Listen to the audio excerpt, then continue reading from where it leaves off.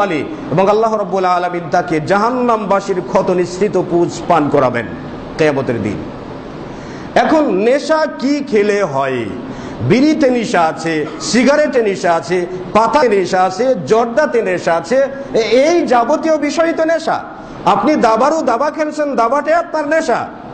একবার বিবিসি সংবাদে একজন শিল্পীর সাক্ষাৎকার নেওয়া হয়েছে, তো নাম বলছে না, সেই শিল্পী বলছেন যে গানটা আমার নেশায় পরিণত হয়েছে, যদি আমাকে গান থেকে আলাদা করা হয় তাহলে আমি বাঁচব না। এই দৃষ্টিতে তার যে ভাষ্য, তার যে বলা বক্তব্য, এই বক্তব্যকে যদি বাস্তবতার সাথে নিয়ে আসা হয় তাহলে তিনি যতদিন পর্যন্ত বাঁচবেন এবং যতদিন পর্যন্ত তিনি গান গেয়ে যাবেন ততদিন পর্যন্ত তার গান গাওয়াটাই মদ হিসাবে বিবেচিত হবে। আর মদের দুনিয়াবি শাস্তি হচ্ছে ৮০টি বেত্রাঘাত করা, ৮০টি। আল্লাহ রাসূল সাল্লাল্লাহু আলাইহি ওয়াসাল্লাম বলেছেন, আল খামারু মা খামারাল আকলা। খামার বা মদ তাকেই বলা হয় যা মানুষের বিবেককে ঢেকে দেয়, স্বাভাবিক চিন্তা চেতনাকে ঢেকে দেয়, এটাকে মদ বলা হয়।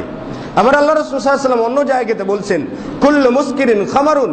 প্রত্যেকটা নেশার বস্তুই মদ, মানে যার মাঝে নেশা আছে সেটাই মদ। এখন আপনি ক্রিকেটার, আপনি ক্রিকেট ছাড়া আপনার জীবন চলে না, তাহলে ক্রিকেটটাই আপনার জন্য মদ। আপনি ফুটবলার, আপনি ফুটবল ছাড়া থাকতে পারেন না, ফুটবলটাই আপনার জন্য মদ। আপনি দাবা খেলোয়াড়, দাবা ছাড়া আপনি থাকতে পারেন না, দাবাটাই আপনার মদ। আপনি ছক্কা খেলা ছাড়া থাকতে পারেন না, এটাই আপনার মদ। আপনি ক্রামবোর্ড ছাড়া থাকতে পারেন না, এটাই আপনার জন্য মদ। কারণ কুল্লু মুসকিরিন খামারুন, প্রত্যেকটা নেশার বস্তুই মদ। তাহলে যদি আপনার যে কোনো খেলা যদি আপনার নেশা হয়ে থাকে, এই নেশাটাই আপনার জন্য মদ হিসাবে বিবেচিত হবে। আর অবস্থান করছি, সেই জন্য যুব সমাজকে ধ্বংস করার জন্য আসলে বাপ মারাই দায়ী। কারণ নবী সাল্লাল্লাহু আলাইহি ওয়াসাল্লাম বলেছেন, মা মিন মাউলুদিন ইল্লা ইউলাদু আলাল ফিতরাত ফাআবাওয়াহু আইয়ুহাব্বিদানিহি আও ইউনাসসিরানিহি আও ইউমাজ্জিসানিহি। আল্লাহ রাসূল বলেছেন যে প্রত্যেকটা শিশু জন্মগ্রহণ করে তার ফিতরাতের উপরে, মানে শরিয়াতের উপরে। ইসলাম মানতে পারবে, ইসলাম বুঝতে পারবে, শরিয়াত মানতে পারবে, জানতে পারবে, বুঝতে পারবে, এমন ধারণ ক্ষমতা নিয়ে প্রত্যেকটা শিশু জন্মগ্রহণ করে।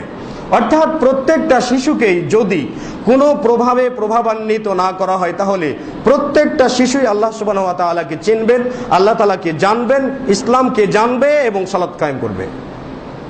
যেমনটি ইব্রাহিম আলাইহিস সালাতু ওয়াস সালাম তিনি পেয়েছিলেন। তো ফাআবাওয়াহু আইয়ুহাব্বিদানিহি আও ইউনাসসিরানিহি, কিন্তু তার বাবা এবং মা তাকে ইহুদি বানায় এবং নাসারা বানায়, অগ্নি পূজক বানায়। তাহলে আপনার সন্তান বিপদগামী হওয়ার পিছনে দায়ী আপনি। এমনকি আমাদের পারিপার্শ্বিক সামাজিকতা, পরিবার থেকে নিয়ে শুরু করে রাষ্ট্র পর্যন্ত একটা যুবককে ধ্বংস করার জন্য দায়ী। আপনারা দেখবেন না, রাষ্ট্রীয় ক্ষমতা নিয়ে কাদা ছড়াছড়ি করবে, আর রাস্তায় রামদা নিয়ে, চাপাতি নিয়ে, চাইনিজ কুড়াল নিয়ে, বাঁশ নিয়ে, কাঠ নিয়ে নামবে কে? এই যুব সমাজ। এই যুব সমাজ বাঁশ নিয়ে, কাঠ নিয়ে নামবে, এই যুব সমাজ। বিনিময়ে তারা কি দিতে পারবে? বিনিময়ে যদি ক্ষমতায় যেতে পারে তাহলে দিতে পারবে নারী, দিতে পারবে মদ, দিতে পারবে জুয়া, দিতে পারবে হারাম কোনো বস্তু, দিতে পারবে ড্যাগার, দিতে পারবে পিস্তল, দিতে পারবে রাইফেলস, এগুলো বিষয় দিতে পারবে। অথচ নবী করিম সাল্লাল্লাহু আলাইহি ওয়াসাল্লাম বলেছেন যে মান লাইবা বিন নারদাশির, যে ব্যক্তি গুটি খেলা খেলবে। নারদাশির শব্দের অর্থ দাবা খেলা বা ক্রামবোর্ড খেলা, এ জাতীয় গুটি খেলা বা ছক্কা খেলা। আল্লাহ রাসূল বলছেন যে মান লাইবা বিন নারদাশির, যে ব্যক্তি নারদাশির খেলবে মানে গুটি খেলবে, সাবিগা ইয়াদাহু ফি লাহমি খিনজিরি ওয়া দামিহি, সেই ব্যক্তি তার হাতকে শূকরের গোশত এবং শূকরের রক্ত দিয়ে রঞ্জিত করলো, যে ব্যক্তি দাবা বা গুটি খেলবে। আর দাবা গুটি তো আমাদের কাছে সিম্পল কোনো ব্যাপার, কোনো বিষয়ই না। ইন্নামাল খামার ওয়াল মাইসির, এই যে দাবা খেলা, গুটি খেলা, ছক্কা খেলা, ক্রামবোর্ড খেলা, এই যাবতীয় খেলা, এই সবগুলো জুয়ার অন্তর্ভুক্ত, এগুলো জুয়া।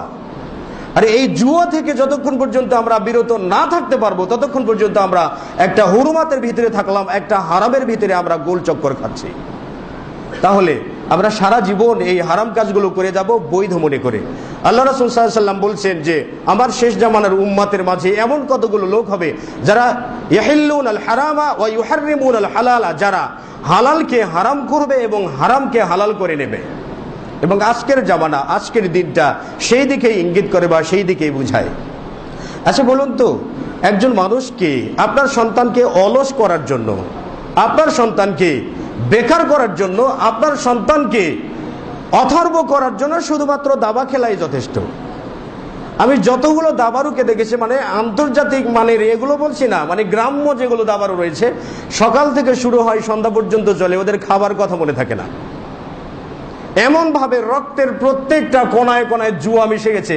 এই জুয়াটাই, আপনি যদি ফুটবল খেলেন, আপনার ফুটবল খেলা, আপনার ক্রিকেট খেলা, এটাই যদি বাজির ভিত্তিতে হয়, প্রতিযোগিতামূলক হয়, তাহলে এটাই জুয়া হিসেবে বিবেচিত হবে। আর দাবা খেলা, সেটা টাকা দিয়ে হোক অথবা বাজি ধরে হোক কিংবা অবাজি ধরে হোক, সর্ব অবস্থায় দাবা খেলা, লুডু খেলা, ছক্কা খেলা, ক্যারাম বোর্ড খেলা, এসবগুলো সর্ব অবস্থায় জুয়া। সুতরাং এই জুয়াগুলোকে পরিহার করতে হবে।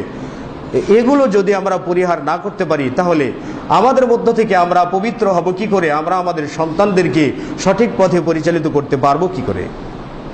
অন্য জায়গাতে নবী সাল্লাল্লাহু আলাইহি ওয়াসাল্লাম বলেছেন, মান লাইবা বিন নারদি ফাকাদ আসাল্লাহ ওয়া রাসূলহু, যে ব্যক্তি গুটি খেলা খেলবে বা ছক্কা বা দাবা এসব জাতীয় খেলা খেলবে, ফাকাদ আসাল্লাহ ওয়া রাসূলহু, সে ব্যক্তি আল্লাহ এবং তার রাসূলেরই নাফরমানি করলো।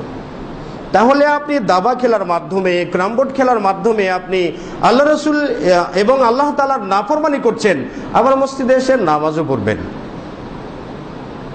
এখন হয়তো বা এখানে একটা কতগুলো বিষয় আছে, আপনি বলবেন যে আমার সন্তান বড় হয়ে গেছে, তাহলে আমার সন্তানকে আমি কি করে শাসন করব, কি করব? এটা একটা, মানে একটা বাবা বটে কিন্তু কাপুরুষ, এটাই প্রকাশ পাবে। কারণ আয়েশা সিদ্দিকা রাদিয়াল্লাহু তাআলা আনহার গলার হার হয়ে গিয়েছিল। এই অপরাধে নবী করিম সাল্লাল্লাহু আলাইহি ওয়াসাল্লাম আয়েশা সিদ্দিকার কোলে শুয়েছিলেন। আবু বকর সিদ্দিক রাদিয়াল্লাহু তাআলা আনহু আয়েশার পিঠে যে এমন ভাবে একটা ঘুষি মারলেন, আয়েশা সিদ্দিকা রাদিয়াল্লাহু তাআলা আনহা বলেন, যদি আমার কোলে আল্লাহ রাসূল শুয়ে না থাকতেন, তাহলে আমি 10 হাত দূরে যেয়ে পড়ে যেতাম। তাহলে আল্লাহ রাসূল তার মেয়েকে মারলেন, ছেলেকে না, মেয়েকে মারলেন তার জামাইয়ের সামনে। আবু বকর সিদ্দিক তার জামাইয়ের সামনে তার মেয়েকে মারলেন, একটা যুবতী মেয়েকে মারলেন। আর আপনি আপনার ছেলেকে মারতে পারবেন না জুয়া খেলার অপরাধে? আপনি আপনার ছেলেকে মারতে পারবেন না ফেন্সিডিলের ব্যবসা করার অপরাধে? তাহলে আপনি কেমন বাবা হলেন? সন্তানকে শাসনই করতে পারবেন না, সন্তানকে সঠিক পথে আপনি নিয়ে আসতে পারবেন না, তাহলে এই বাবার পরিচয় দিয়ে কি লাভ হবে? আমরা বাবা বলে দাবি করে বা কি করব? সুতরাং আল্লাহ রাব্বুল আলামিন বলেছেন, ইন্নামাল খামারু ওয়াল মাইসির। অন্য জায়গাতে আল্লাহ রাব্বুল আলামিন বলেছেন যে, হে রাসূল, ইয়াসআলুনাকা আনিল খামারি ওয়াল মাইসির, হে রাসূল, তারা আপনাকে জিজ্ঞাসা করে মদ এবং জুয়ার ব্যাপারে। কুল ফীহিমা ইসমুন কাবীরুন ওয়া মানাফিউল লিন-নাস, আপনি বলে দিন যে মদ এবং জুয়ার মাঝে বড় পাপ রয়েছে, বড়